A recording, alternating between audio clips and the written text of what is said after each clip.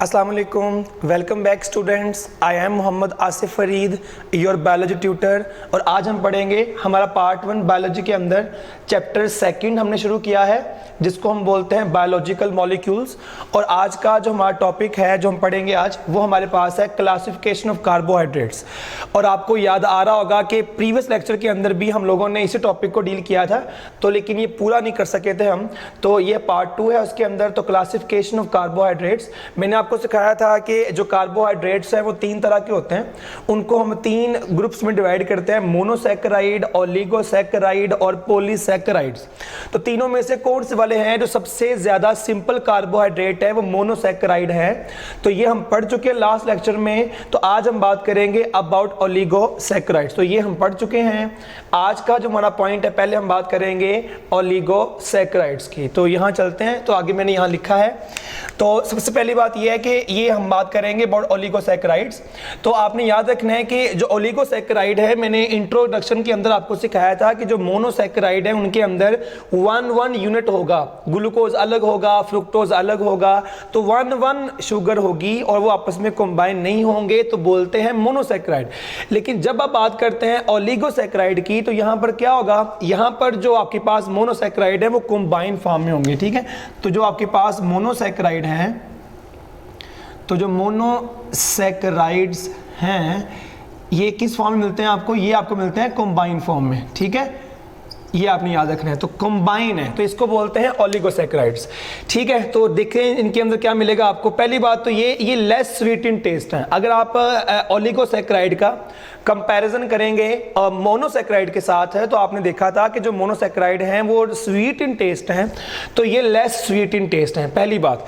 दूसरा मैंने यहाँ पॉइंट लिखा है लेस सोल्यूबल इन वाटर। तो जब आप चीनी को पानी में हल करेंगे, थोड़ा सा स्टिर करना पड़ेगा आपको, तो वो फौरन से हल नहीं होगी, हो जाएगी हल लेकिन फौरन से नहीं होगी, तो ये थोड़ा सा लेस सोल्यूबल है इन वाटर। फिर आपका थर्ड पॉइंट है, मैंने आपको सिखाया था मोनोसैकेराइड्स में कि जो मोनोसैकेराइड हैं उनसे नीचे कार्बोहाइड्रेट नहीं है, तो आप मोनोसैकेराइड को फर्दर नीचे कार्बोहाइड्रेट में हाइड्रोलाइज नहीं कर पाएंगे। लेकिन अगर हम बात करें ओलिगोसैकेराइड की, तो दे कैन बी हाइड्रोलाइज, तो इनको आप तोड़ सकते हो वाटर की मौजूदगी में, एंजाइम के जरिए इसको आप ब्रेक कर सकते हो। तो जब आप ओलिगोसैकेराइड को ब्रेक करोगे तो क्या मिलेगा आपको? आपको मिलेगा 2 से 10 मोनोसैकेराइड्स आपको मिल सकते हैं। क्योंकि मैंने आपको पहले बताया कि आपने ओलिगोसैकेराइड में क्या किया है, ओलिगोसैकेराइड में आपने मोनोसैकेराइड को कंबाइन किया है। तो मोनोसैकेराइड कंबाइन शक्ल में होते हैं ओलिगो में। तो जब आप ओलिगो को तोड़ोगे तो उसमें से क्या निकलेंगे? उसमें से निकलेंगे मोनोसैकेराइड। तो वो 2 वाला भी हो सकता है, तो हम क्या बोलेंगे उसको? हम उसे बोल देंगे डाइसैकेराइड। वो 3 वाला भी हो सकता है उसके अंदर, तो क्या बोल देंगे उसको? हम बोल देंगे ट्राइसैकेराइड। तो जैसे आपको मैंने बताया कि आपने मोनोसैकेराइड को कंबाइन किया है, तो अगर ओलिगोसैकेराइड को ब्रेक करने पर, हाइड्रोलाइज करने पर आपको मिलते हैं 2 मोनोसैकेराइड, तो उसको बोलते हैं डाइसैकेराइड। ऐसे ही ट्राइसैकेराइड, टेट्रासैकेराइड, पेंटा, तो ऐसे सारे मिल जाएंगे। अब पहले ये तो हमने पढ़ ली प्रॉपर्टीज। अब हमारा नेक्स्ट यहां पर पॉइंट है कि जो इंपॉर्टेंट डाइसैकेराइड है वो कौन से वाले हैं। तो बुक में 3 मेंशन किए, वो मैंने यहां लिख दी हैं। आपको दिख रहा है माल्टोज, सुक्रोज और लैक्टोज।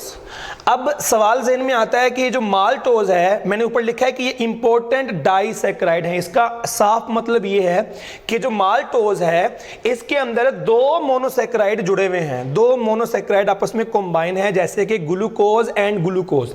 तो आपने याद रखना है माल्टोज के अंदर 2 मोनोसैकेराइड जो हैं वो कंबाइन होंगे, तो उसको आप मोनो नहीं कहेंगे। जब ये 2 मोनो कंबाइन होंगे तो आप बोलेंगे डाइसैकेराइड, जैसे कि माल्टोज। फिर आपको यहां पर दिख रहा है सुक्रोज। तो जो सुक्रोज है वो भी डाइसैकेराइड है। तो डाइसैकेराइड का मतलब ये है कि फिर से 2 आपके पास जो मोनोसैकेराइड है वो कंबाइन करेंगे। फिर आपको यहां दिख रहा है लैक्टोज, जो मिल्क प्रोटीन है। तो जो लैक्टोज है उसके अंदर भी आपको मिल रहे हैं 2 मोनोसैकेराइड, जैसे ग्लूकोज और ग्लैक्टोज, ये दोनों मिलकर बना देंगे लैक्टोज। ठीक है, तो ये हमने क्या सीखा है? ये हमने सीखा है कि इंपॉर्टेंट डाइसैकेराइड कौन से हैं। तो माल्टोज भी है, सुक्रोज भी है और लैक्टोज भी है। अगर हम इसमें देखें तो आपने याद रखना है कि जो सुक्रोज है वो मैंने यहाँ लिख दिया है कि आपके पास क्या है, वो नॉन रिड्यूसिंग शुगर है। लेकिन सुक्रोज जिनसे मिलकर बनी है ग्लूकोज से और फ्रुक्टोज से, ये दोनों क्या होती हैं? ये रिड्यूसिंग होती हैं। तो ये जो R है ये प्रेजेंट कर रहा है रेड्यूसिंग को।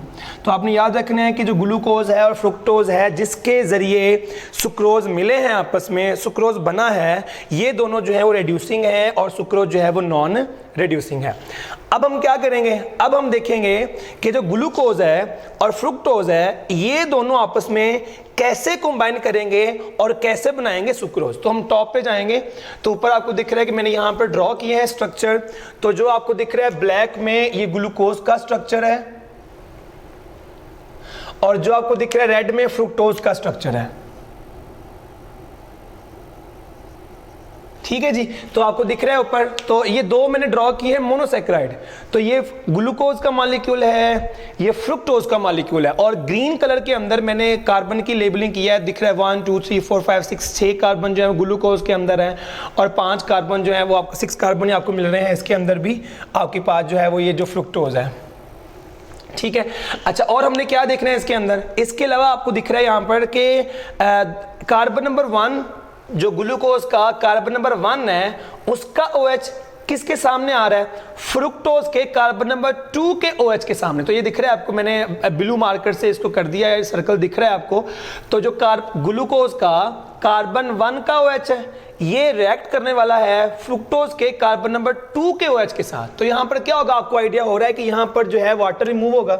तो जब यहाँ से वाटर रिमूव हो जाएगा तो आपको दिख रहा है कि ये कार्बन, मैं डॉट में शो कर रहा हूं, ये कार्बन और ये कार्बन, इन दो कार्बन के दरमियान क्या बचेगा, सिर्फ और सिर्फ O बचेगा। ठीक है, तो फिर देखिए मैं रिपीट कर रहा हूं, तो ग्लूकोज के जो आपके पास कार्बन 1 का OH है और फ्रुक्टोज का कार्बन 2 का जो OH है, इन दोनों के दरमियान रिएक्ट होगा और आपको दिख रहा है इसका OH चला गया, इसका H चला गया।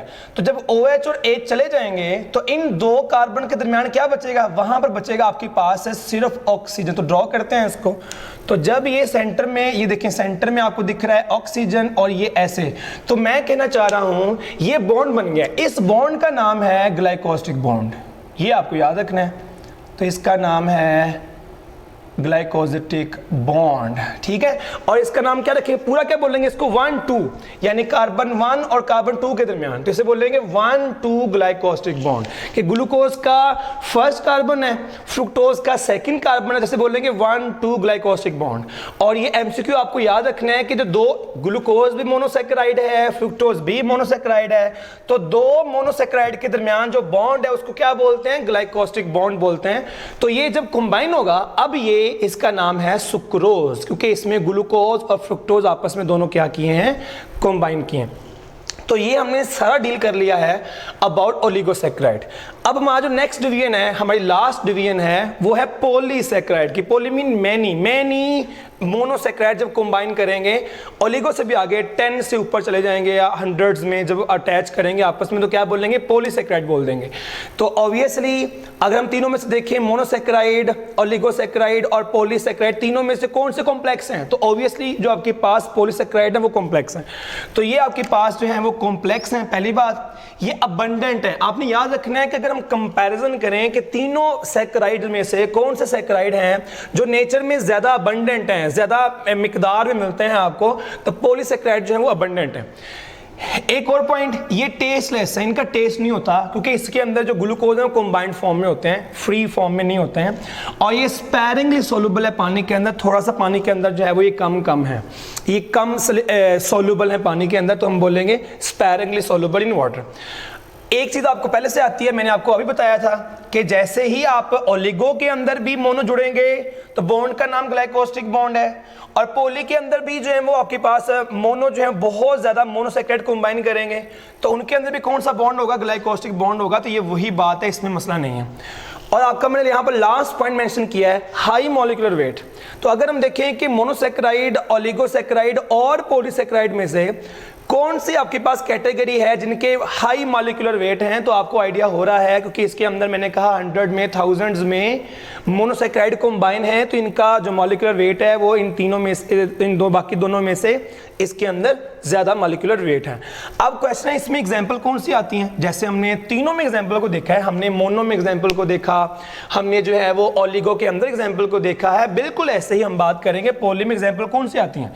तो इसके अंदर आपको मिलेगा स्टार्च, फिर इसके अंदर आपको मिलता है सेलुलोज, फिर आपको मिलेगा इसके अंदर जो है वो ग्लाइकोजन। ठीक है, तो ये 3 एग्जाम्पल जो मैंने यहाँ मेंशन की हैं ये आपकी बुक में एक्सप्लेन की गई हैं, और नेक्स्ट लेक्चर के अंदर हम पॉलीसैकेराइड की इन 3 एग्जाम्पल को एक्सप्लेन करेंगे। तो आज हमने क्या सीखा, आज का हमारा टॉपिक था क्लासिफिकेशन ऑफ कार्बोहाइड्रेट, और इसे हमने पूरा कर लिया।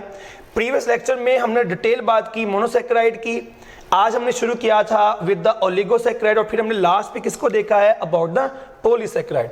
ओलिगो के बारे में हम क्या बात की, हमने बात की कि वो लेस स्वीट इन टेस्ट हैं, लेस सॉल्युबल इन वाटर हैं, कैन बी हाइड्रोलाइज, इसको आप ब्रेक कर सकते हो।